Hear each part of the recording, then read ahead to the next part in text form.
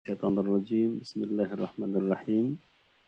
Assalamualaikum warahmatullahi wabarakatuh. Waalaikumsalam warahmatullahi Assalamualaikum wabarakatuh. Alhamdulillahi wassalatu wassalamu ala rasulillah wa ala alihi wa sahbihi wa man tabi'ahu wa mawala. Yang kami muliakan guru kami Buya Dr. Ar-Razi Hashim. Semoga senantiasa dalam lindungan, dalam bimbingan Allah Subhanahu wa taala dan dalam curahan rahmat dan karunia-Nya, dan juga kita semua para murid-murid beliau yang senantiasa dan insya Allah tidak pernah ketinggalan di dalam setiap kajian yang kita adakan melalui kajian virtual Masjid Al-Hidayah ini. Teman-teman yang berahmat Allah Subhanahu wa taala, bersyukur kepada Allah Subhanahu wa taala pada malam hari ini kita kembali berjumpa insyaallah dalam ketaatan. Mudah-mudahan kita semua diberikan kesehatan, diberikan bimbingan, dibukakan hati kita, pikiran kita untuk menerima cahaya yang akan bertebaran di dalam majelis kita ini. Salawat dan salam buat junjungan kita baginda Rasulullah sallallahu alaihi wasallam. Allahumma shalli ajmain.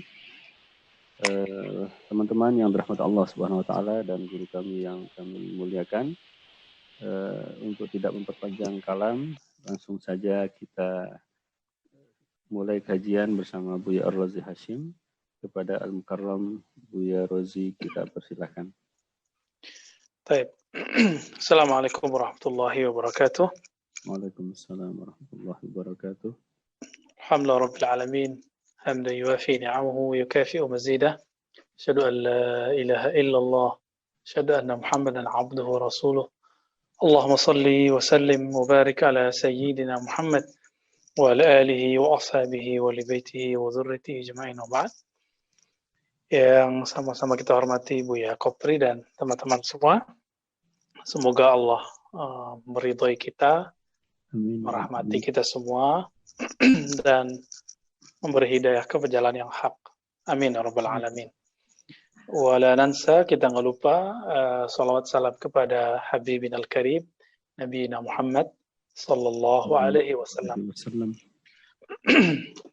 Terakhir kita bahas sifat ma'ani ya, masih ingat mungkin? Masih insyaallah. Yaitu faqudratun iradatun sam'un basar hayatunil ilmu kalamun istamir ya, atau istamar ya.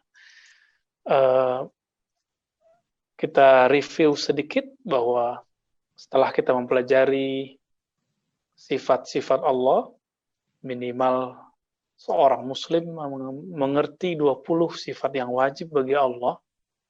Di antara sifat-sifat yang 20 itu dibagilah ada namanya sifat zatiyah atau nafsiyah, yaitu al-wujud ya.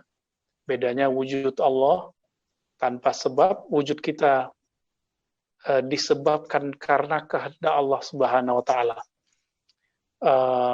Tapi perbedaannya dengan para filosof itu kita adalah keniscayaan. Keniscayaan itu boleh diartikan bit-tab'i atau kausalitas sebab. Kita ada karena Allah ada. Nah, ini kalimat ini berbahaya walaupun zahirnya benar. Contohnya, cahaya ada karena lampu. Cahaya ada karena matahari, misalnya gitu ya. Duluan mana matahari atau cahaya? Inilah konsep para filosof yang menganalogkan Allah dengan cahaya dan matahari. Inilah yang diyakini oleh Al-Farabi, Ibnu Sina, sehingga Imam Ghazali mengingatkan bahwa pemikiran ini berbahaya. Jadi, hubungan kita dengan Allah bukan hubungan sebab atau hubungan keniscayaan. Jadi itu dua hal yang berbeda.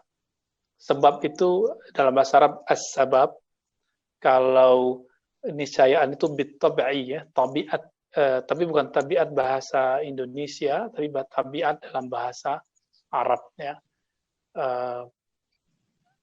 Namun kemudian istilah ini dilonggarkan oleh Imam Ghazali. Imam Ghazali menyebut Allah itu bolehlah disebut al-illatul ula. Tapi bukan bermaksud Allah adalah penyebab alam, bukan. Tapi Allah berkehendak agar alam ada. Nah, ini berbeda ya. Ada yang salah faham dengan maksud Imam Ghazali, yaitu Syekh Abdullah Al-Harari, pemimpin gerakan Ahlus Sunnah juga di Libanon, tapi kemudian karena terlalu keras dan mengkritisi para imam dan tokoh ulama Ahlus Sunnah yang lain tidak pada tempatnya, maka kelompok ini pun dimusuhi oleh banyak ulama Ahlus Sunnah. Belakangan mereka dikenal dengan kelompok Ahbash, ya. Maksudnya baik, tapi metodologinya bermasalah. Kemudian ada namanya sifat salbiyah. Kita sudah belajar qidam Allah wujud tadi ya, maka qidam baqa mukhalafatuhu lil hawadis qiyamuhu bi nafsihi wahdaniyah. Disebut salbiyah artinya sifat ini akan menolak, menegasikan, menafikan sesuatu yang tidak pantas di balik sifat itu. Qidam artinya yang maha qadim, yang maha terdahulu, maka ini menolak Allah berawal. Baqa artinya Allah maha abadi, menolak bahwa Allah nanti ada akhirnya. Begitulah seterusnya ya. Qidam baqa mukhalafatul hawadis, Allah berbeda dengan makhluk, maka ini menolak persamaan Allah dengan makhluk dan sebaliknya. Kemudian qiyamuhu bi nafsihi, Allah ada dengan sendirinya, mengurus alam dengan sendirinya, tidak perlu bantuan malaikat ataupun asbab-asbab ya. Lalu terakhir wahdaniyah, Allah Maha Esa pada zatnya, pada sifatnya, dan pada fiilnya, perbuatannya. Lalu kita udah masuk ke sifat ma'ani. Ma'ani itu disebut ma'ani karena sifat itu bukanlah satu benda yang terlihat, tapi dia makna yang melekat pada yang punya sifat. Contohnya kita sebut Allah punya sifat kudrah. Maka kudrah itu bukan suatu anggota tubuh seperti kita punya telinga gitu ya. Tapi itu sifat yang melekat pada zat Allah Subhanahu wa taala, dan Allah Subhanahu wa taala berkehendak dengan hal tersebut, dengan kudrah, dengan iradah ya. Ini yang disebut sifat ma'ani. Ini dianalogkan dengan manusia, bahwa manusia itu misalnya ya sami'un basir. Apakah sami' itu si telinga atau satu sifat yang melekat pada kita?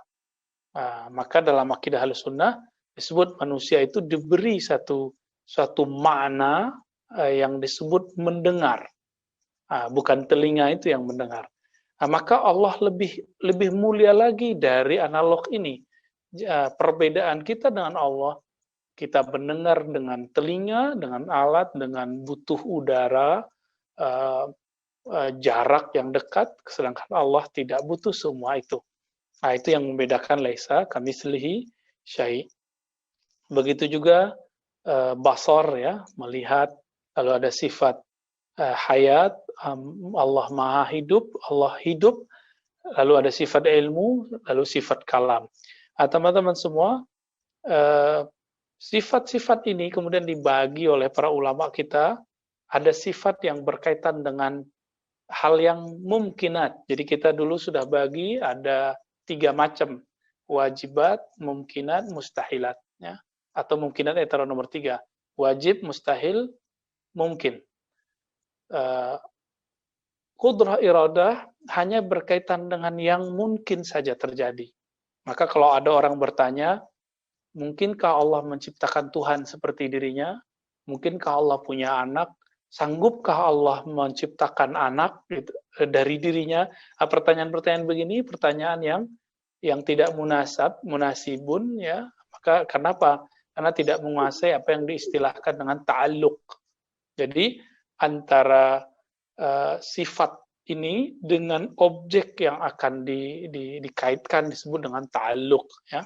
Allah Subhanahu wa taala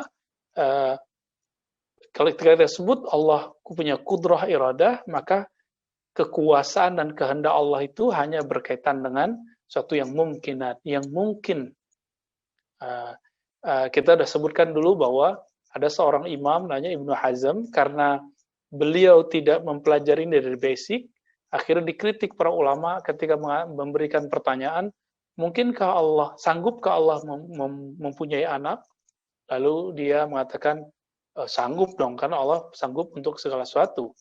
Padahal yang benar, sahih su'alaka awalan. Benerin dulu pertanyaannya. Pertanyaan ini tidak sesuai dengan kaedah-kaedah dari ilmu akidah. Bahwa sanggupkah, berarti ya kudrah. Allah itu kesanggupannya tidak berkaitan dengan wajib dan mustahil. Sesuatu yang mustahil bagi Allah adalah lam yalid wa lam yulad. Mustahil itu bukan berarti nggak sanggup. Mustahil itu sesuatu yang tidak akan terbayang terhadap Allah. Kita ulang dulu, apa itu wajib? Ma la yatasawwar fil aqli adamuhu. Yang tidak terbayang kalau dia tidak ada, berarti dia mesti ada. Kalau mustahil, yang tidak terbayang dia ada. Artinya pastinya dia tiada. Kalau jaiz, bisa terbayang dia ada, bisa tidak ada. Contohnya, nanti jam 10 ada hujan. Itu bisa terjadi, bisa tidak terjadi. Gitu ya. Lalu, ada satu bab yang belum saya bahas di situ, yaitu tentang ilmu Allah. Ilmu Allah itu, teman-teman semua, mencakup juz'i dan kulli. Yang kecil-kecil, yang detail-detail, ataupun yang global, umum. Yang membedakan Ahlus Sunnah dengan para filosof yang disebut peripatetik, filosof seperti Aristoteles, lalu yang dilanjutkan oleh Al-Farabi, Ibnu Sina, adalah mereka itu ingin mensucikan Allah dari kondisi yang berubah. Maksudnya gimana? Kalau saya melihat satu rumah bulan lalu, misalnya baru dibangun pondasinya, setelah 3 bulan udah utuh semuanya sampai ke atapnya, maka pengetahuan saya berubah. Bulan lalu baru pondasi, 3 bulan lagi sudah menjadi rumah secara utuh. Nah, dalam konsep Ibnu Sina, Al-Farabi, Aristoteles, ini ilmunya berubah. Kenapa? Karena objek yang diketahui berubah. Apa objek yang diketahui? Rumah. Saya melihat rumah, maka rumah ini jadi objek. Ketika rumahnya berubah dari tiada menjadi ada, maka ilmunya berubah. Ibnu Sina, Al-Farabi, Aristoteles mengatakan, ilmu Allah tidak berubah-ubah, maka Allah tidak perlu tahu detail alam semesta. Misalnya gini, dulu saya kecil, sekarang dewasa. Itu Allah nggak perlu tahu. Allah cukup merencanakan dalam ilmunya, dan itu tidak ada perubahan. Bagaimana detailnya sekarang, Allah tidak perlu tahu. Karena kalau Allah dulu, beberapa puluh tahun yang lalu, Allah tahu saya tiada, sekarang jadi ada. Maka ilmu Allah berubah, begitu kata Ibnu Sina. Nah, inilah yang dibantah oleh Imam Ghazali. Imam Ghazali mengatakan, ilmu filsafat itu ada yang boleh, ada yang makruh, ada yang haram. Nah, yang haram itu salah satunya ilmu filsafat yang menghantarkan kepada pemahaman bahwa Allah hanya mengetahui secara global, secara potensial. Bahwa saya diciptakan Allah dan ini berpotensi jadi orang alim atau jadi orang bodoh. Jadi guru, jadi dosen, atau jadi apapun gitu. Itu namanya potensi. Ini yang diyakini oleh para filosof. Dan ini yang dikatakan oleh Imam Ghazali bertentangan dengan akidah yang diajarkan oleh Allah dan Rasulullah SAW. Oleh karena itu, Imam Ghazali menulis kitab Tahafutul Falasifah, ya, kerancuan para filosof. Tapi teman-teman, bukan berarti semua ilmu filsafat itu haram. Karena dari 20, jadi ada 20 induk dari ilmu falsafah yang digariskan oleh Imam Ghazali. 3 itu yang bermasalah tentang bab akidah itu. Yang satu tadi tentang ilmu, alam qadim, lalu kemudian kebangkitan hanya rohani, tidak pakai badan. Teman-teman semua, adapun 17-nya lagi, Imam Ghazali tidak mengatakannya haram, kufur, tapi mengatakannya ada yang makruh, kalau berlebihan makruh, ada yang mubah, bahkan ada yang wajib. Contohnya apa yang wajib? Wajibnya ada yang wajib, kebanyakan fardu kifayah. Contohnya, teman-teman semua, belajar kedokteran itu fardu kifayah untuk satu wilayah. Apalagi, termasuk belajar handasah, arsitektur. Jadi kita, para filosof dulu belajar bagaimana cara menghitung bangunan tanpa perlu secara manual. Termasuk ilmu hisab. Jadi kalau ada, nah ini yang lucu ya, kawan-kawan kita yang baru hijrah, kemudian baca beberapa artikel atau dengar ustaz-ustaz tertentu yang mengharamkan filsafat, lalu dia mengharamkan secara mutlak.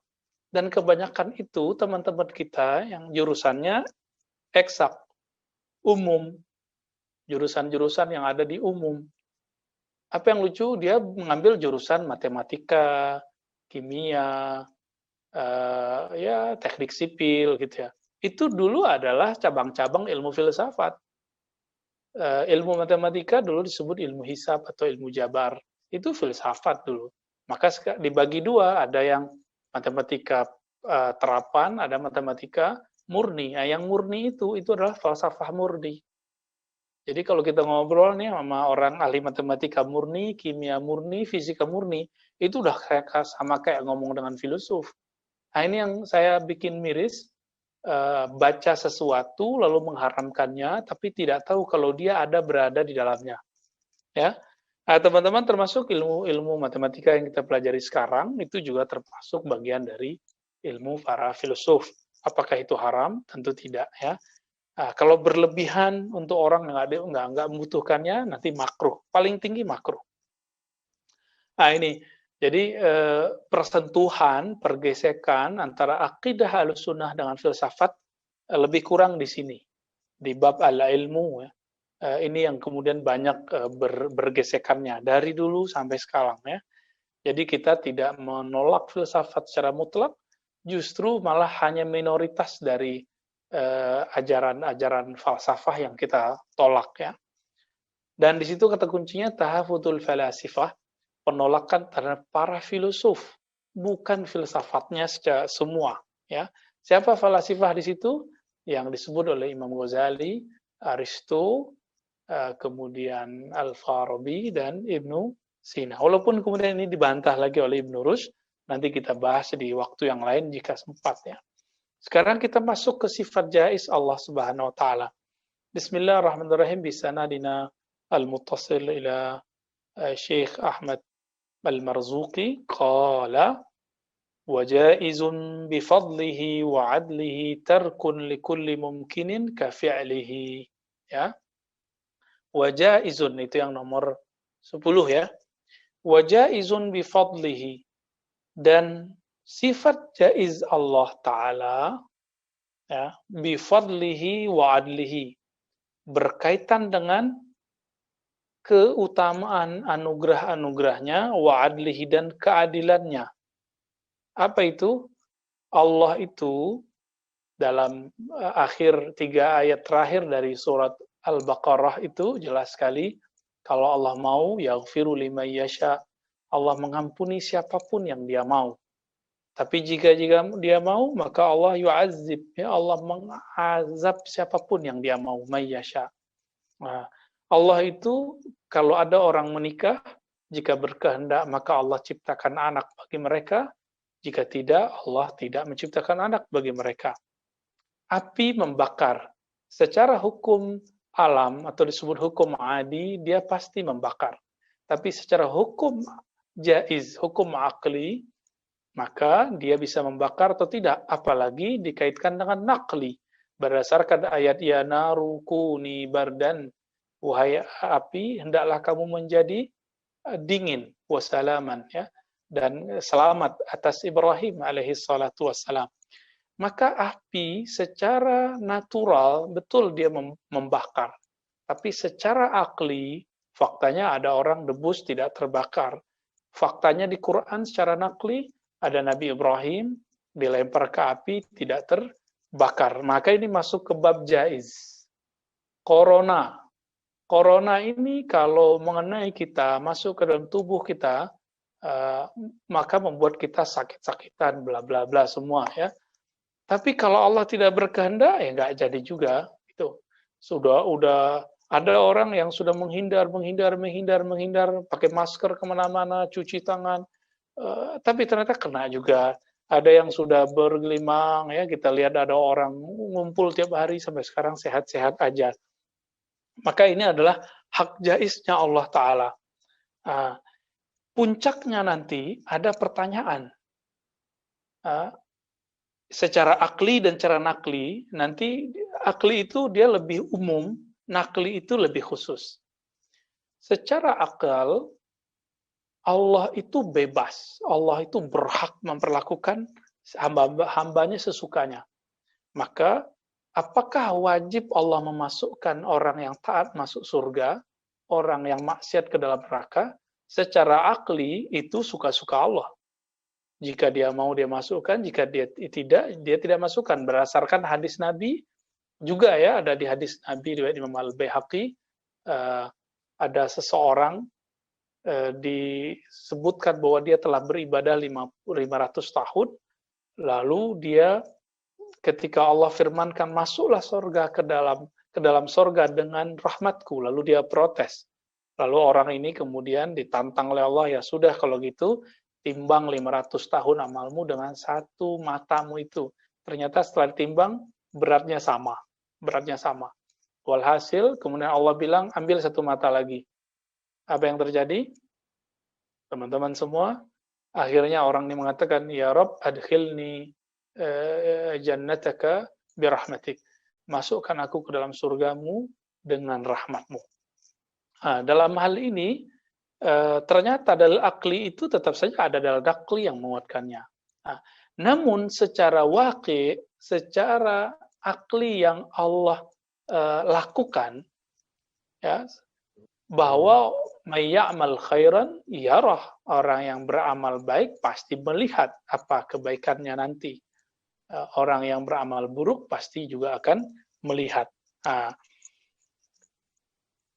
Kembali ke kisah Imam Al-Baihaqi tadi, ya, kisah dalam hadis Imam Al-Baihaqi tadi, orang itu masuk surga karena rahmat Allah atau fadlullah wa rahmatuhu. Kita masuk surga bukan karena taat, tapi karena Allah merahmati kita. Ciri-ciri orang yang dapat rahmat, dia bisa taat di dunia. Zahir dan batinnya, bukan hanya zahirnya. Barulah nyambung di situ.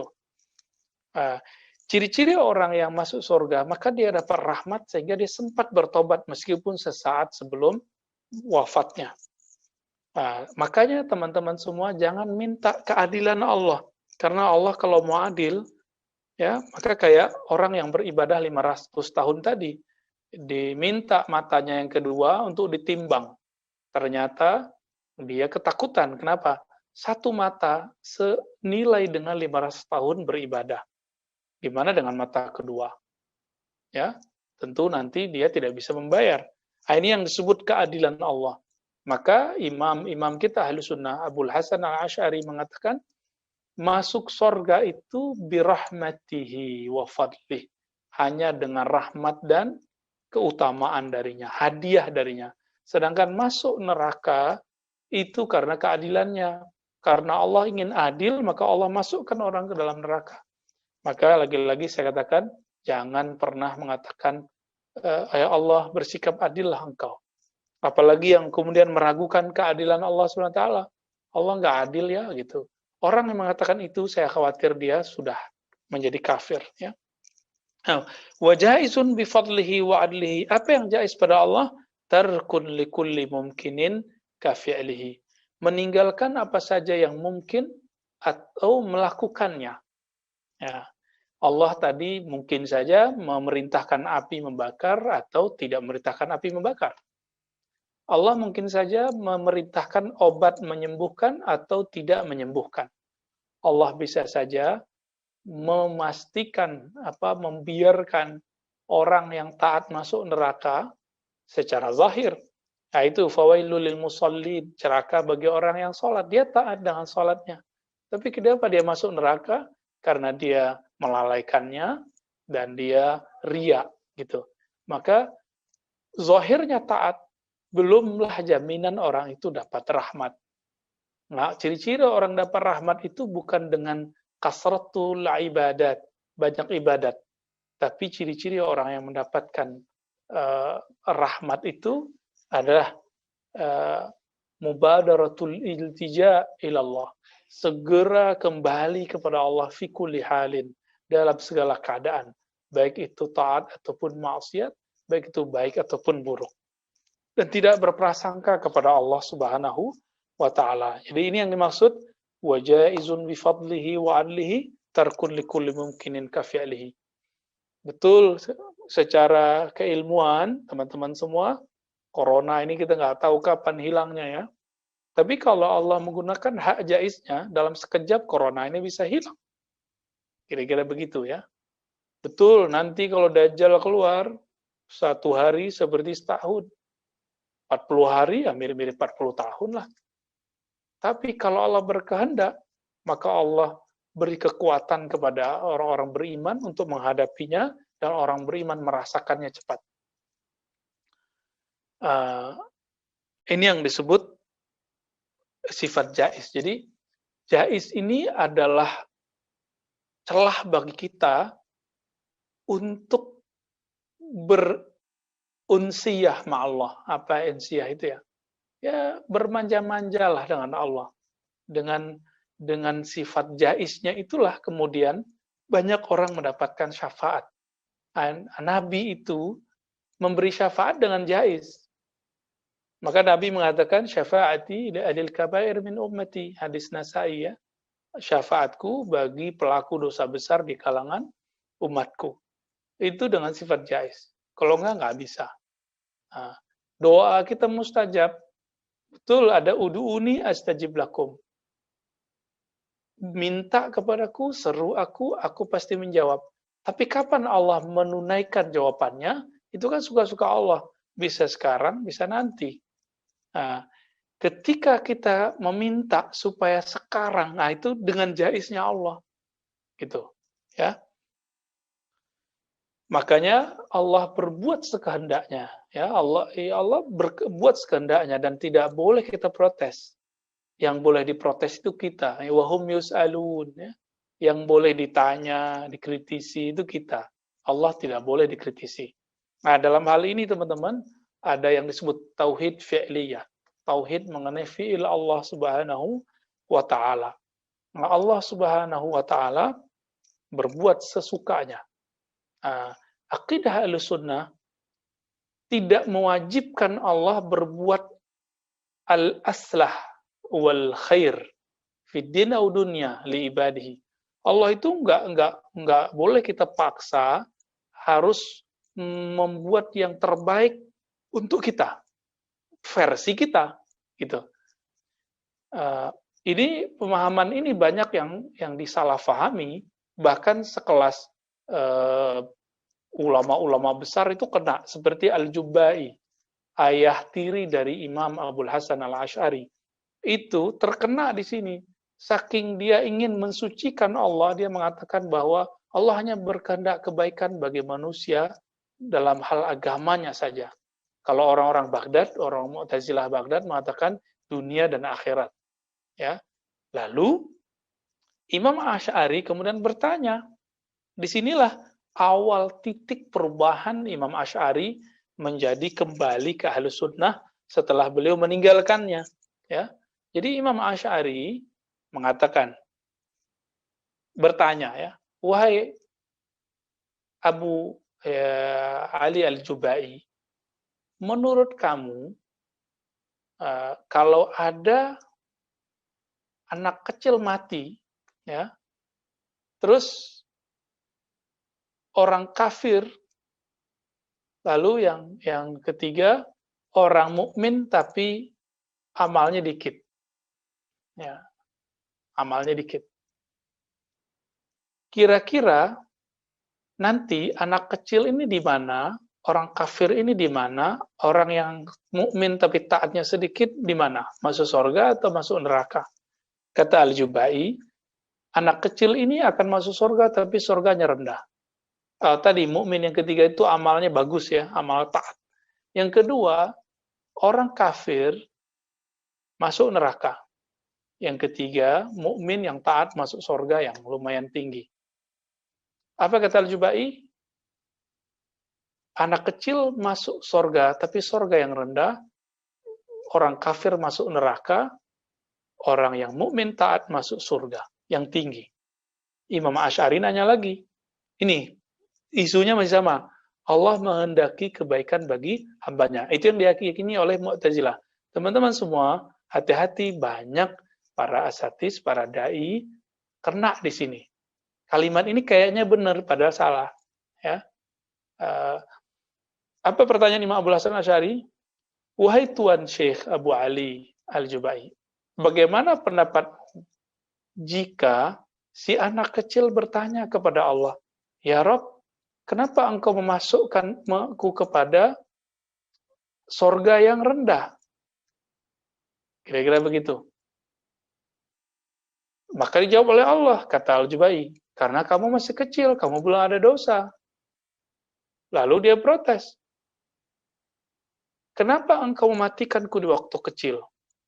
Kenapa engkau tidak biarkan aku seperti laki-laki yang ketiga, yang umurnya panjang dan dia taat, dia masuk surga yang tinggi?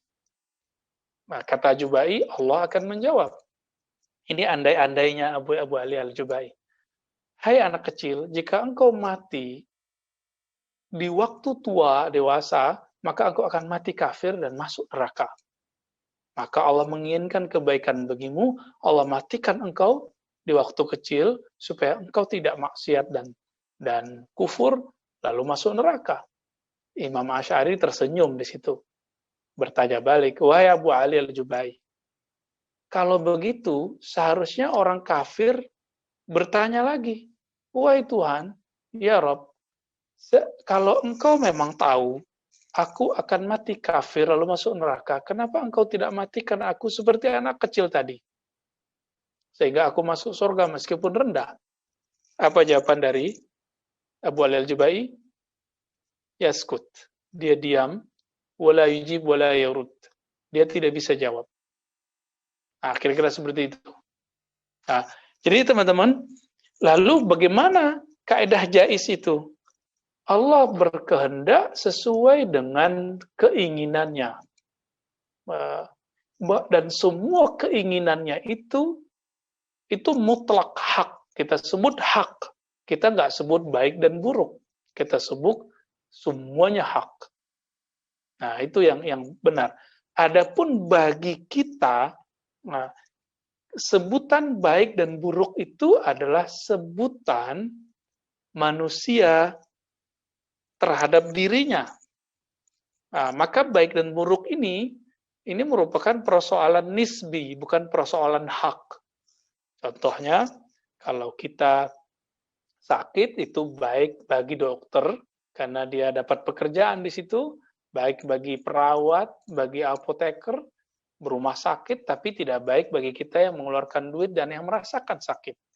Kita punya jualan laku, baik bagi toko kita, tapi merasa kurang baik bagi toko yang lain. Kita ngelihat ada orang dagangannya laku, dagangan kita nggak laku, kita bilang dia lagi dapat kebaikan, kita tidak. Nah, itu jadi baik buruk itu nisbi. Yang mutlak hanya milik Allah Subhanahu wa Ta'ala. Maka teman-teman, mari minta fadlullah wa rahmatuhu, keutamaan dari Allah dan kasih sayangnya. Nah, inilah yang Nabi katakan dalam hadis Imam Bukhari. Apa kata beliau? Tidaklah masuk surga seseorang kamu dengan amalnya, dengan taatnya. Kalau ada sahabat bertanya, wala anta ya Rasulullah, engkau juga begitu wahai Rasulullah? Nabi menjawab, wala ana. Ya. Begitu juga saya. illa ayataghammadiana Allah birahmati. Namun Allah memberiku rahmat sehingga Allah memasukkanku ke dalam surga, ya. Hadis ini kan dulu sempat viral, ya, karena ada salah satu ahli tafsir kita, mungkin karena dipotong iklan atau keceplosan, itu kemudian disalahartikan kalam-kalam beliau, ya. Baik, terlepas dari itu teman-teman, seorang nabi masuk surga bukan dengan taatnya, tapi dengan rahmat Allah. Dan Nabi merasa beliau itu taat karena dapat rahmat dari Allah SWT. Nah, Nabi itu merasa dapat ilmu karena dapat rahmat dari Allah Subhanahu wa Ta'ala. Maka teman-teman semua, inilah makna dari sifat jais Allah Subhanahu wa Ta'ala. Jadi kalau kita hitung, maka menjadilah sifat ini menjadi 20, ya. 20 kalau ditambah dengan yang mustahilnya, ya. Nanti jadi 40. Maka disebutlah akidah 40. Nanti ditambah dengan sifat para rasul menjadi 4 tambah 4, ya, tambah 1 lagi menjadi 50. Oke, kita lanjut aja mungkin biar cepat karena saya tidak tahu, ya, kalau bulan depan kita saya ada halangan atau tidak, saya agak ragu, ya. Kita lanjut. Wa arsala anbiya zawi fatanah bisidqi wat tabligh wal amanah. Allah mengutus para nabi. Nah, ini kata kunci nih, arsala anbiya. Jadi yang diutus itu pasti para nabi, tapi tidak semua nabi itu rasul. Nah, ini maksudnya teman-teman. Kam adadul anbiya, dalam hadis yang riwayatnya hasan, jumlah para nabi adalah 124.000. Yang diutus menjadi rasul lebih kurang 313. Lalu apa perbedaan nabi dan rasul? Teman-teman semua, perbedaan nabi dan rasul jangan salah. Tidak benar yang mengatakan nabi itu tidak diwajibkan dakwah, rasul wajib dakwah. Nah, ini keliru besar. Kalau begitu, Buya Kopri lebih mulia dari nabi dong, karena Buya Kopri wajib menyampaikan ilmu yang dia dapat di Al-Azhar. Gitu. Terus gimana dong? Perbedaan Rasul dengan Nabi itu bukan perbedaan masalah dakwah, tapi perbedaan masalah yang lain, yaitu tentang al-wahyu. Teman-teman, apa itu wahyu? Wahyu itu adalah kabar yang cepat datang dari Allah Subhanahu wa Ta'ala. Itu dibagi dua. Ada wahyu risalah, ada wahyu nubuwah. Ada wahyu kerasulan, ada wahyu kenabian. Suatu kali Nabi SAW bercerita, kuntu nabiyan wa Adam baina ma'in wa tin. Aku telah diangkat jadi nabi, Adam belum ada, masih tanah. Udah jadi nabi, tapi belum diutus sebagai rasul. Nah, kira-kira gimana tuh cara memahami hadis ini? Maka teman-teman semua, di sini ketahuan bahwa Nabi itu adalah orang yang mempunyai hubungan rahasia dengan Allah Subhanahu wa Ta'ala lewat wahyu nubuwah, wahyu kenabian. Maka semua orang yang dapat kewahyuan ini secara langsung dari Allah, itulah nabi. Sedangkan risalah, wahyu Allah yang diturunkan lewat malaikat Jibril untuk membangun hukum-hukum di kalangan manusia, menerapkan hukum-hukum di kalangan manusia, disebutlah wahyu risalah. Itu sebabnya seorang nabi, misalnya ada sesuatu kejadian di depan, nabi itu sudah dikasih tahu secara gaib oleh Allah. Tapi kalau itu berkaitan dengan hukum, beliau harus menunggu dulu Jibril memberikan penjelasan sesuai dengan yang Allah wahyukan. Contohnya, Nabi SAW pernah mendapat musibah, istrinya dituduh selingkuh misalnya. Secara wahyu nubuwah, Nabi itu sudah tahu bahwa istrinya dibersih. Tapi secara wahyu risalah ini sudah beririsan dengan persoalan hukum. Maka Sayyidatuna Aisyah dibiarkan oleh Nabi dahulu, lalu ditunggu wahyu risalahnya sampai ada keputusan bagaimana cara membuktikannya dan segala macamnya. Disitulah nanti muncul hukum bagaimana cara menuduh orang kalau tidak ada bukti dan lain-lainnya. Nah, ini yang disebut wahyu risalah. Jadi wahyu risalah itu boleh disebut wahyu yang berkaitan dengan hukum syar'i biwasilati Jibril, dengan wasilah Jibril. Ya, adapun wahyu nubuwah adalah komunikasi langsung antara seorang nabi dengan Allah Subhanahu wa taala. Itu yang disebut wahyu nubuwah, teman-teman semua. Jadi Nabi Shallallahu alaihi wasallam punya rahasia itu, semua nabi. Ya. Nah, itu yang jumlah mereka 124.000 langsung mendengarkan kalam Allah. Itulah nabi. Amar Rasul itu biwasitati Sayyidina Jibril alaihi salatu wassalam.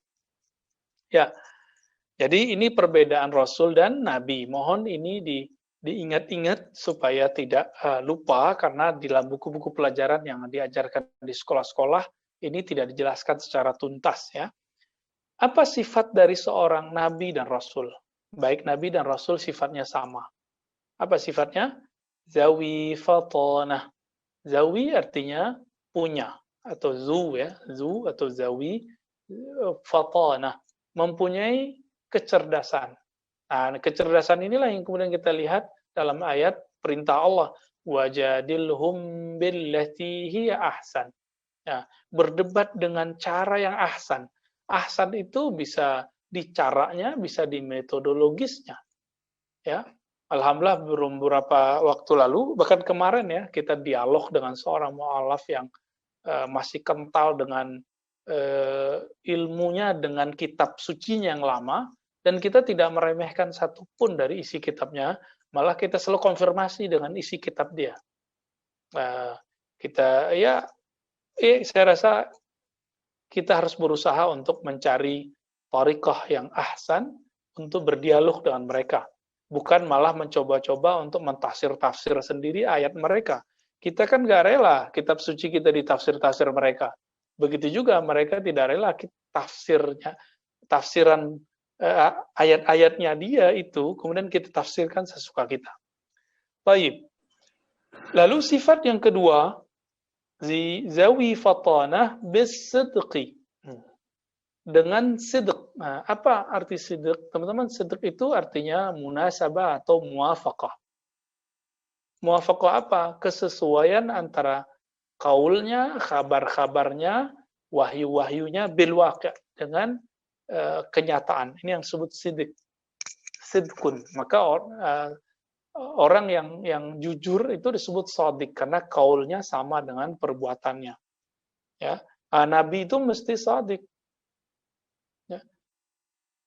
Dan ini menunjukkan bahwa Nabi tidak pernah sesat sebelumnya. Ya, dua sifat ya, fatanah dan siddiq ini menunjukkan Nabi nggak pernah sesat. Lalu apa makna ayat dalam surah Ad-Duha? Wa wajadaka dhallan fahada, dan dia mendapati engkau dalam keadaan dhallan fahada. Teman-teman, dhallan secara harfiah orang yang ketika sampai di suatu tempat lalu kehilangan arah. Maka dalam beberapa tafsir yang sudah direvisi itu diartikan terjemahan ya, bingung gitu. Bukan sesat. Jadi ada seorang ustadz, saya nggak tahu ustadznya kapan ngajinya itu ya, dia mengatakan dulu Nabi Muhammad pernah sesat. Ini akibat kalau nggak belajar akidah Ahlus Sunnah, sehingga tidak mengerti apa sifat-sifat wajib pada Rasulullah Shallallahu Alaihi Wasallam. Semua para nabi, terutama Rasulullah, mustahil pernah sesat. Itu mustahil. Ya. Kalau kita mungkin pernah sesat, kalau Nabi nggak mungkin. Inilah makna zawi fatanah bis sidqi. Ya. Lalu yang ketiga, wat tabligh. Tabligh udah jadi bahasa Indonesia, tabligh. Ya. Apa tabligh? Dari kata balagha yuballighu, menyampaikan dengan tepat. Itu tabligh. Maka semua rasul dan nabi pasti punya sifat tabligh. Jadi ini bukan hanya untuk rasul, tapi semua nabi. Semua nabi punya sifat tabligh. Jadi semua nabi itu berdakwah. Jadi teman-teman, definisi orang-orang yang mengatakan nabi tidak wajib berdakwah itu definisi yang batilun mardudun, ya, tidak benar. Semua nabi wajib berdakwah. Bedanya kalau dia rasul dia bawa syariat baru. Wal amanah, dan amanah. Al amanah yaitu orang-orang yang kalau dititipkan rahasia dia mengamankan rahasia itu di tempat yang paling aman. Disebutlah amanah.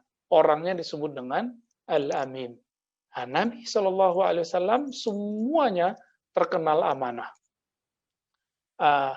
Teman-teman semua, berdasarkan teks ini, maka tidak ada nabi yang pernah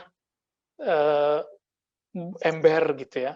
Jadi nabi itu kalau menyampaikan rahasia Allah itu karena perintah dari Allah Subhanahu wa ta'ala. Dan tidak pernah nabi itu khianat.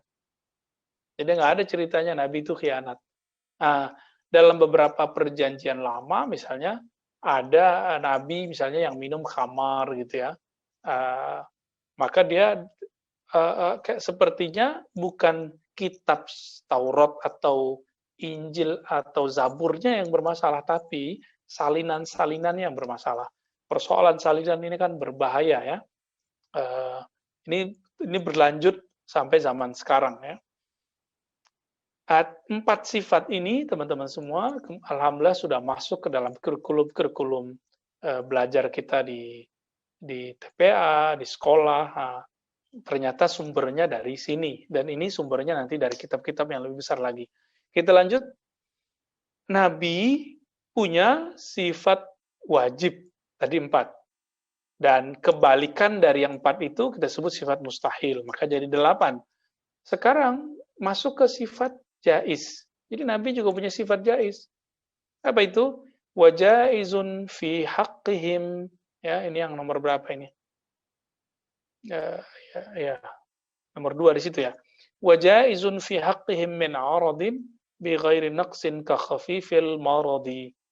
Dan boleh terjadi pada seorang nabi dan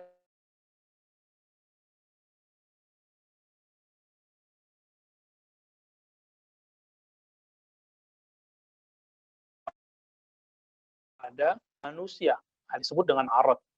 Kita ini disebut jisim, tubuh jisim. Kalau saya merasa sehat,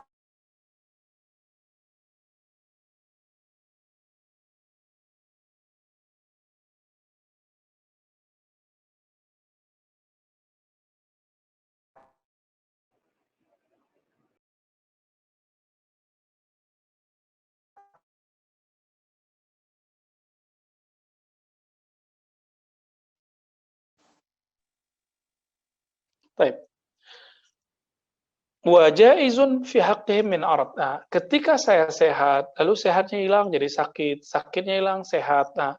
Pergi datang, ini disebut arad. Maka boleh diartikan kondisi. Arad itu dia hanya ada pada yang punya jisim, punya materi gitu. Maka Allah Subhanahu wa taala tidak disifati dengan ini. Yang disifati dengan ini adalah makhluk. Rasulullah itu bagian dari makhluk, bisa berpindah-pindah, itu arad ya, bertempat, bergerak, diam, itu disebut arad. Jadi boleh diartikan kondisi. Bi ghairi naqsin. Ketika itu terjadi pada nabi, apa yang terjadi pada manusia itu tidaklah mengurangi kualitasnya sebagai seorang nabi dan manusia. Contohnya misalnya kalau ada nabi sakit, Nabi Ayub sakit, ya, Nabi Musa juga lidahnya sakit, Nabi Musa bisa sedih, Nabi Musa bisa senang, Nabi Muhammad juga bisa sedih, bisa senang, gitu ya. Hal-hal ini biasa, lapar. Nabi Muhammad lapar, tidak lapar, tapi Nabi punya jurus jitu agar tidak lapar. Beliau menyebutkan dalam hadis Imam Bukhari, aku diberi makan oleh Tuhanku, gitu. Tapi teman-teman semua, secara manusiawi itu biasa. Nabi Muhammad SAW pernah ngambek dari istrinya, Itu manusiawi dan itu tidak mengurangi kualitas beliau sebagai seorang nabi.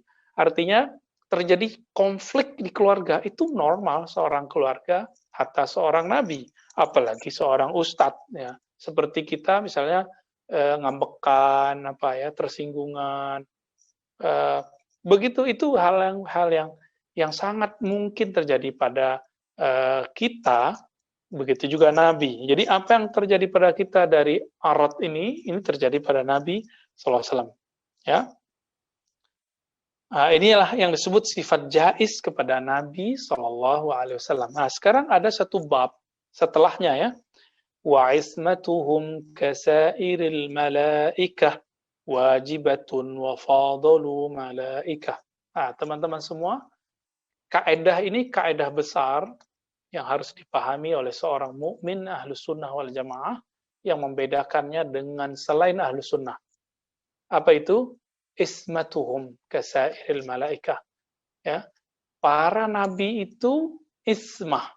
Mereka terjaga dari dosa.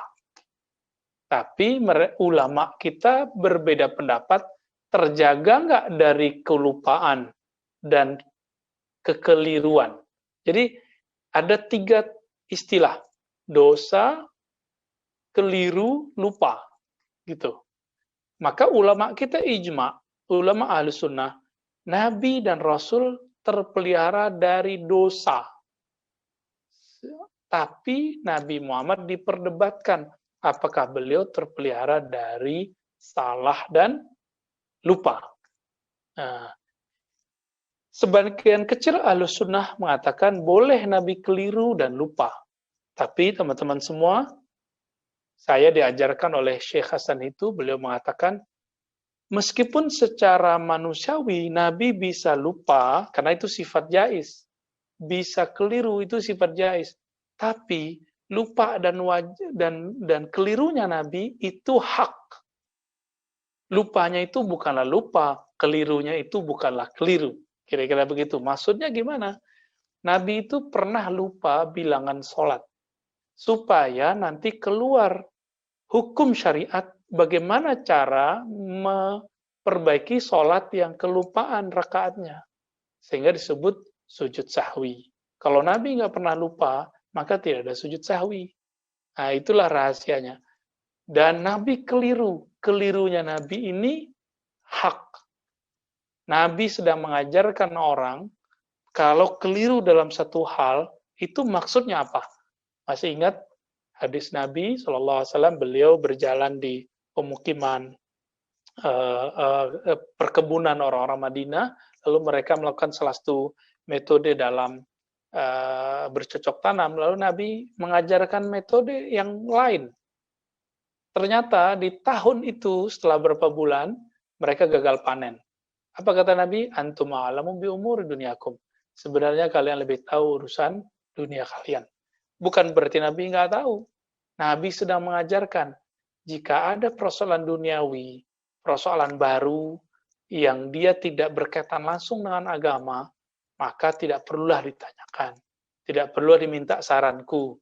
Kalaupun aku beropini, opiniku tidak perlu diikuti. Kira-kira begitu.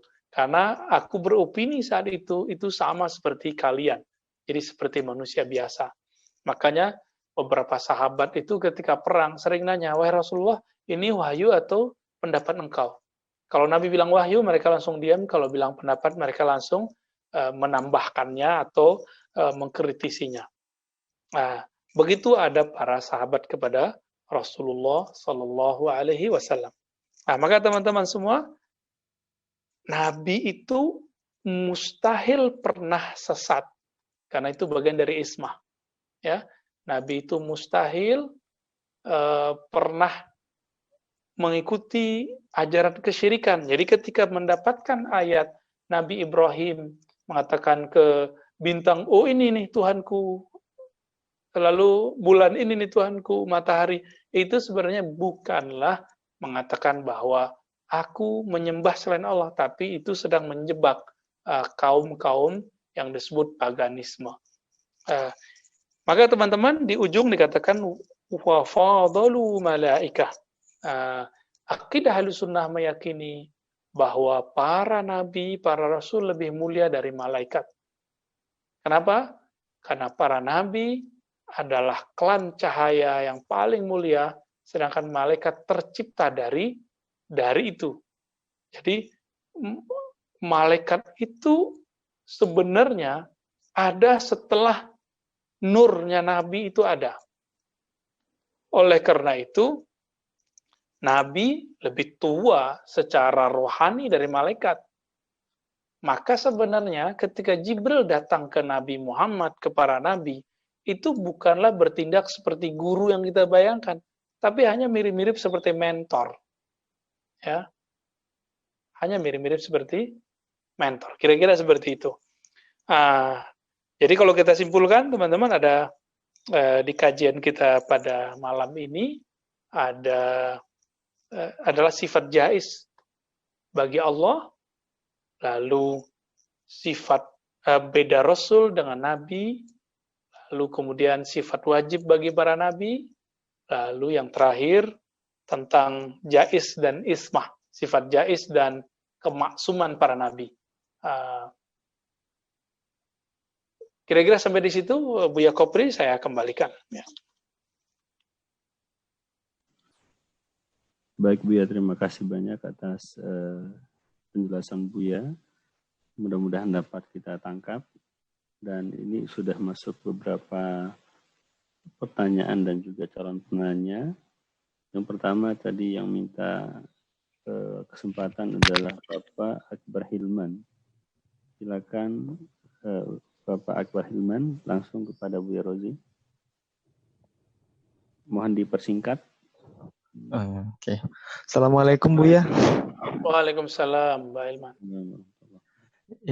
Izin bertanya Buya, ini seputar perbedaan wali Allah dengan Nabi.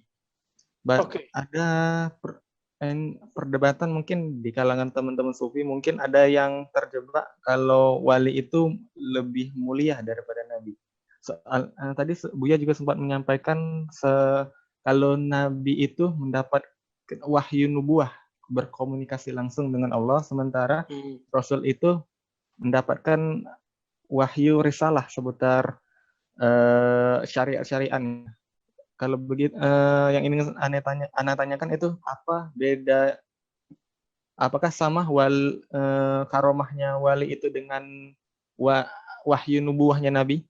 Mungkin itu ya. Baik. Oh ya. Kalau ada sufi mengatakan wali lebih tinggi dari Nabi, batal kesufiannya. Karena tasawuf itu harus dibangun dengan akidah yang sahihah. Pasti itu bukan sufi ya. Mungkin ada syiah kebatinan yang menyusup. Karena di syiah kebatinan, syiah batiniyah yang gulat, itu ada yang mengatakan hal yang serupa. Tapi saya tidak tahu syiah imamiyah mengatakan seperti itu atau tidak ya. Saya belum menemukan teksnya secara utuh, yang ada cuma nukilan-nukilan dari orang-orang tertentu yang saya masih meragukan itu. Kalau kita cek kepada marjaknya mereka punya ulama namanya marja dini yang digelari Ayatullah, itu mereka menolak hal tersebut.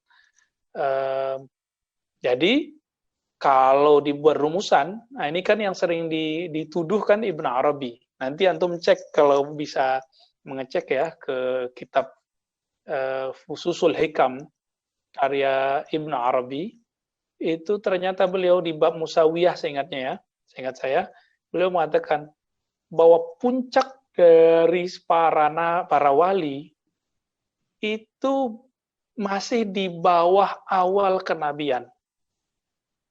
Jadi wali ini udah nyampe puncak setinggi makomnya, manzilahnya, itu baru minus 1 dari makomnya para nabi.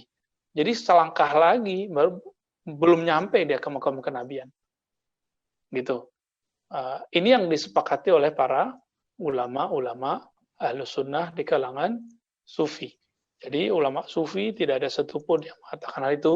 Hatta Ibn Arabi yang dituduh oleh Ibnu Taimiyah mengatakan bahwa para nabi, para wali lebih mulia daripada nabi. Jadi isu itu tidak benar. Ibnu Taimiyah mungkin mendapatkan naskah yang tidak sahih, yang disebut berasal dari Ibnu Arabi. Biasa, naskah itu kan dulu ditulis tangan, tidak ada hak cipta, bisa jadi ada yang nyusup memasukkan.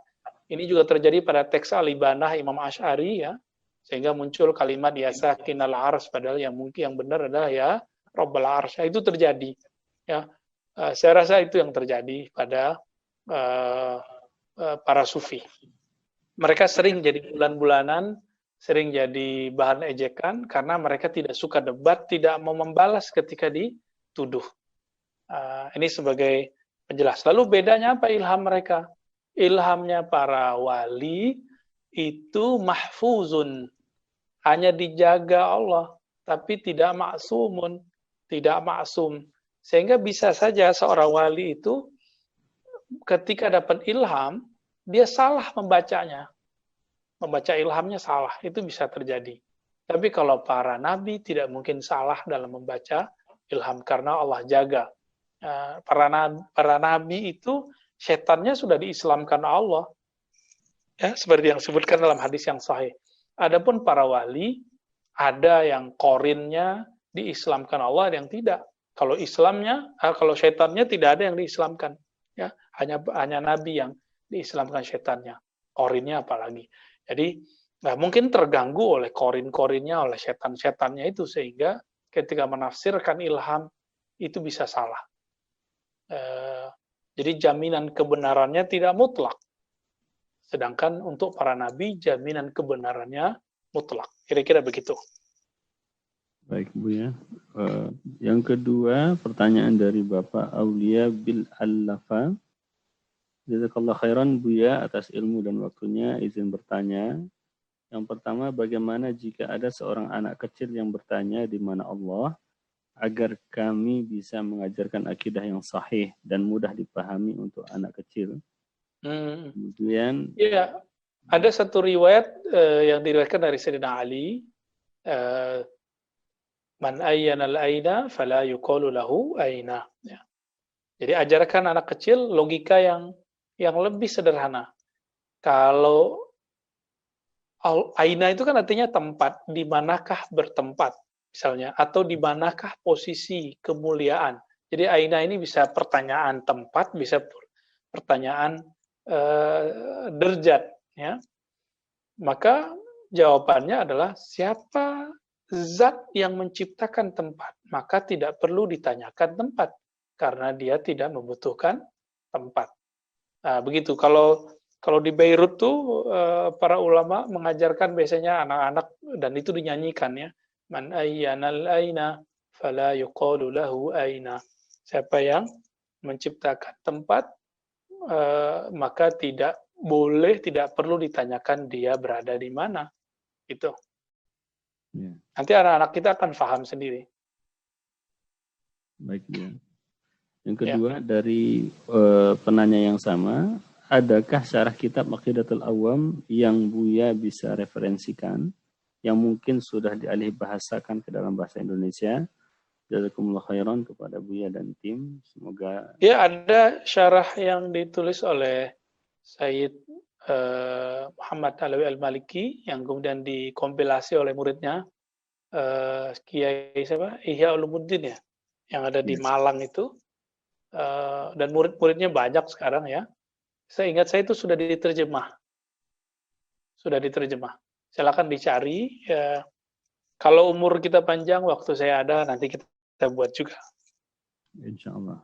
Ya, Ya, insya Allah. baik Buya, mudah-mudahan Allah lapangkan langkah Buya untuk menuntaskannya, niat baik ini. Amin. Kemudian yang ketiga dari Bapak Mario Elvando. Assalamualaikum Ustadz, saya ingin bertanya, apakah Siti Maryam bisa dikatakan mendapat wahyu nubuwah? Terima kasih. Ya, ini teman-teman, salah satu adab dari kita berimam kepada seorang imam, kita tidak boleh fanatis. Dan ini diajarkan oleh murid dari muridnya Imam Asy'ari. Ya, Imam Asy'ari mengatakan semua yang mendapatkan kabar gaib Nabi, wa in kanat imra'ah, meskipun dia perempuan. Maka Imam Asy'ari meyakini bahwa Maryam salah satu nabi perempuan. Sedangkan murid-muridnya dan murid dari murid-muridnya seperti Baqillani, Ibnu Furaq menolak hal itu. Padahal mereka pengikut Imam Asy'ari. Jadi ulama kita mengajarkan kita mengikuti manhaj seorang imam bukan berarti kita mengikuti kaulnya secara utuh. Maka ittiba itu ada yang kauli, kaul, semua perkataannya, ada yang manhajnya. Nah, ulama Asy'ariyah itu mengikuti manhaj Imam Asy'ari, tidak semua kaul Imam Asy'ari. Jadi beliau meyakini bahwa ada nabi perempuan, gitu. Namun saya berbeda dengan Baqillani Ibnu Furaq, ana amilu ilal Imam Asy'ari. Saya lebih cenderung ke Imam Asy'ari, dan saya meyakini ada nabi perempuan, tapi tidak ada rasul perempuan. Ya. Baik Bu ya. Artinya di sini ada khilaf antar para ulama. Kemudian dari Kalam TV Bu ya, tadi saya batasi 3, tapi karena jawabannya pendek-pendek. Pendek-pendek. Kayaknya kita bisa tambah Bu ya, mohon izin. Ya, tafadhal. Jadi dari Kalam TV, dari Pak Suyatna sepertinya dan kawan-kawan, Bu ya, soal masuk surga, apakah masuk surga bagi orang yang tidak pernah mendengarkan dakwah Islam, dan bagaimana dengan status orang sakit jiwa di akhirat? Jadi orang yang tidak pernah mendengar dakwah, ya, itu disebut dengan ahlul fatrah. Ahlul fatrah ini dari kata fatara, artinya kosong dari dai, nabi dan rasul. Syekh Al-Baghraghi misalnya di dalam tafsirnya pernah membahas ahlul fatrah. Beliau mengatakan orang-orang yang ada di pedalaman Rusia, Cina, gitu, atau di wilayah manapun yang tidak dapat dakwah, maka mereka disebut ahlul fatrah. Ternyata beliau mengembangkan kalimat dari Imam Ghazali. Dulu Imam Ghazali pernah mengatakan, jika Islam belum sampai di pelosok orang-orang Turki, pelosok orang-orang India, Persia, maka mereka tidaklah disebut mukallaf yang wajib menunaikan syariat, wajib beriman. Kenapa? Apa yang mau diimani? Tidak ada yang mereka ketahui. Nah, inilah membedakan antara Ahlus Sunnah dengan Mu'tazilah. Mu'tazilah mengatakan meskipun tidak ada nabi, rasul, tetap wajib beriman karena orang berakal. Kayaknya benar ya. Tapi pada ini adalah pembebanan kepada orang melewati kemampuan dan pengetahuannya. Gitu. Karena bagi Mu'tazilah orang bisa beriman dengan akalnya. Betul, beriman dengan melalui akal. Tapi tuntutan iman itu harus lewat syariat. Mustahil kalau nggak ada Nabi Rasul atau penerus Nabi Rasul yang menyampaikan wahyu. Oleh karena itu, jika orang bertanya, orang tua Nabi hukumnya di mana? Hukumnya ahlul fatrah. Seandainya anggap saja nih orang tua Nabi ini bukan wali nih misalnya. Saya meyakini orang tua Nabi itu wali. Ya. Kakek-kakeknya terus sampai ke Nabi Ismail. Nabi Ismailnya Nabi. Di bawahnya itu adalah para wali-wali Allah. Dan Allah jaga mereka semua, dan mereka tidak ada yang menyekutukan Allah satupun. Yang ada itu nanti saudara-saudara dari Abdullah, ya, misalnya Abu Jahal, Abu Lahab. Abdullahnya tidak, ya. Abdul Muthalib tidak. Abdul Muthalib hanya menjaga Ka'bah, tapi tidak bisa melarang orang menyembah berhala. Begitu juga Hashim, Abdul Manaf, Qusay, terus ke atas. Mereka adalah orang-orang yang dijaga oleh Allah Subhanahu wa Ta'ala. Mereka disebut ahlul fatrah. Ahlul fatrah. Artinya tidak ada Rasul Nabi. Anggap saja mereka nggak wali. Anggap saja mereka nggak wali. Maka mereka tidaklah terkena syariat. Tidaklah wajib beriman. Maka ulama ahlus sunnah mengatakan, ini tertulis dalam kitab Sanusi misalnya, wa ahlul fatrah najun. Ahlul fatrah itu mereka selamat di akhirat, masuk surga. Namun saya meyakini mereka wali. Kenapa? Abdul Muthalib itu dapat ilham.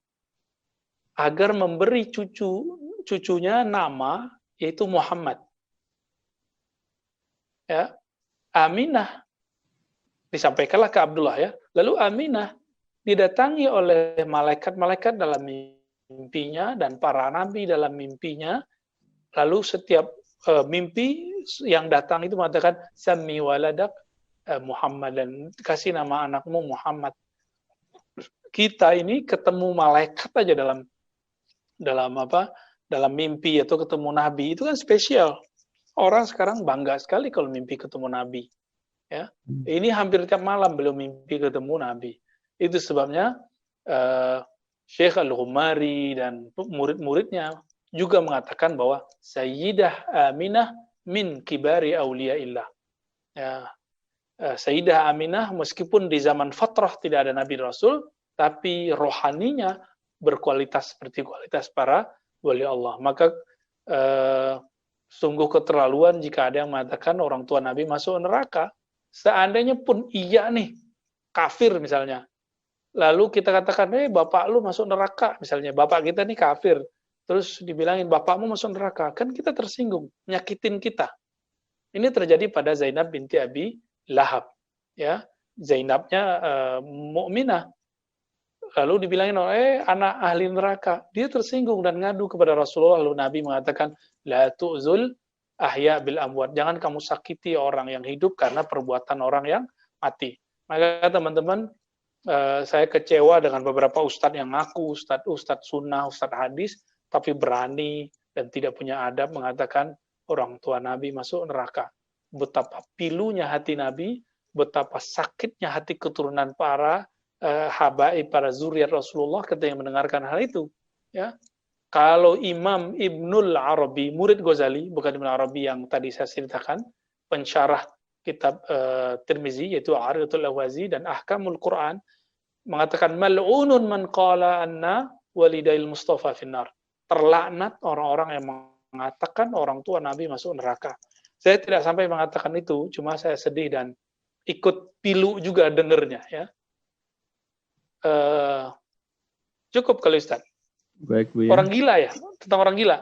Orang gila di mana? Orang gila itu sampai dia sebelum gila, itulah hukumnya. Artinya misalnya dia gila setelah balik umur 20 misalnya. Maka dia akan dihukumi Allah sampai umur 20 itu. Maka kegilaan itu enggak masukkan rufi al-qalam anis salasah, lalu yang salah satunya anil majnun ya, hatta yafiq. Ya, kira-kira itu. Terima kasih, Bu, ya. Ini masih ada beberapa pertanyaan, Bu, ya. Tapi kalau masih bisa, Bu, ya? Tafadhal, bisa. Baik, Bu, ya. Kemudian dari Bapak Muhammad Ilham, izin bertanya, Bu, ya, mengenai kemaksuman Nabi. Mengapa Nabi tetap memohon ampun sedang Nabi ialah orang yang mulia lagi maksum? Ya, pintar. Kenapa Nabi minta ampun padahal Nabi maksum? Kan gitu. Satu kali Nabi masuk ke toilet, lalu keluar baca ghufranak, minta ampun, ya Allah ampuni aku. Ini minta ampun apa? Maka kita dalam kajian maqamat ruhani, kita telah membagi bahwa istighfar wa taubah itu ada 3 tingkatan. Pertama, minta ampun dari dosa zahir. Yang kedua, minta ampun dari dosa batin. Yang ketiga, minta ampun dari al-ajzu fi muqabalatin ni'mah. Rasa kurang sempurna dalam mensyukuri nikmat. Nabi itu dapat nikmat buang air, lalu beliau mengatakan, ya Rabb, nikmat sekali ini, tapi aku tidak mampu membalas berterima kasih terhadap nikmatmu secara setara, secara ya 50-50 lah, atau ya apple to apple gitu ya. Jadi nggak bisa membalas syukur nikmat itu sepenuhnya. Jadi selevel Nabi itu beristighfar, bertobat karena beliau merasa tidak sanggup mensyukuri nikmat Allah seutuhnya. Itu sebabnya Rasulullah itu sholatnya sampai kakinya kapalan. Dan ada al-amr tsani ya, ada penjelasan kedua.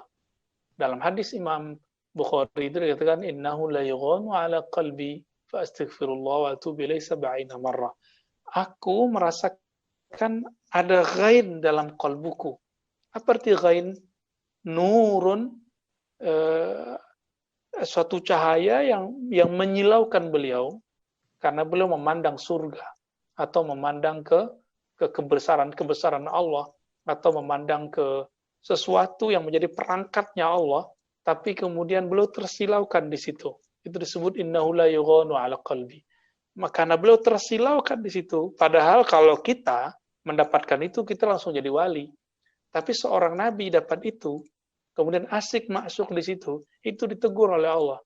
Maka kemudian beliau istighfar dan tobat kepada Allah 70 kali untuk membersihkan kesibukan beliau dengan ghain tadi ya. Silakan dilihat syarahnya itu. Jadi Nabi dan Rasul tidak ada istighfar dari dosa kecil ataupun dosa besar, dosa zahir dan dosa batin.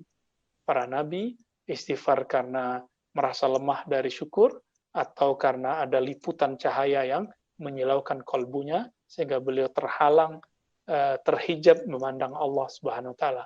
Jadi kalau boleh kita sebut itu hijabun nur, hijab cahaya. Jadi Nabi mengistighfarkan dirinya karena ada hijab cahaya itu. Coba lihat istighfar kita di mana? Kita istighfar paling-paling masih dosa fisik. Belum sampai dosa batin ya. Apalagi dosa kurang bersyukur gitu.